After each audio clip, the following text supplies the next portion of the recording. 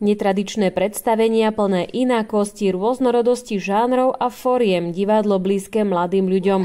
To je tvár festivalu amatérskeho divadla, ktorý sa tešil už po 9. rok priazni mladých ľudí a nadšencov umenia.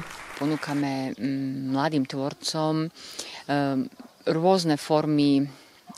Nech si zvolia, kde budú hrať, ako budú hrať. Podľa slov účastníkov festival každým rokom naberá na sile a svoje pole pôsobnosti nezanecháva len na pôde kultúrneho domu v Párovských hájoch, no približuje sa ľuďom na rôznych miestach v Nitre.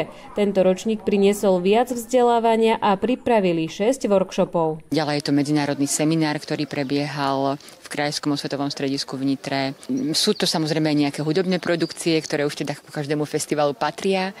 No a sú to neoddeliteľné miesto, majú spomínané diskusie. Kultúrny dom nie je jediným dejiskom. Teraz naozaj sme aj v Nitre, na pešej zóne, sme aj v kultúrnych centrách alebo v priestoroch Nitry a teda aj u nás v Krajskom osvetovom stredisku.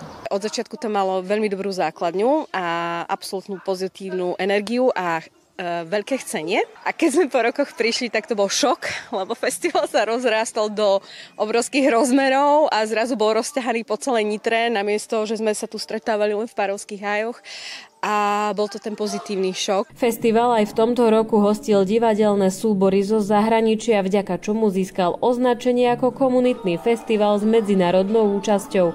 V tomto roku okrem 8 slovenských súborov svoje talenty predstavili súbory z Poľska, Česka, Izraelu a Gruzínska. Určite si myslím, že čo krajina a čo svoj špecifický kontext, tak divadelníci nazerajú na tie dané témy možno trošičku inak alebo iným spôsobom ich uchopujú. A je to prirodzené a je to aj veľmi zaujímavé práve potom porovnávať. Divadelné súbory si z festivalu amatérskeho divadla môžu odniesť skúsenosti, rady od lektorov, námety na ďalšiu tvorbu, zážitky, no na druhej strane, ako hovoria organizátori, sú to predovšetkým nové priateľstvá. Mária Gajerová, televízia Nitrička.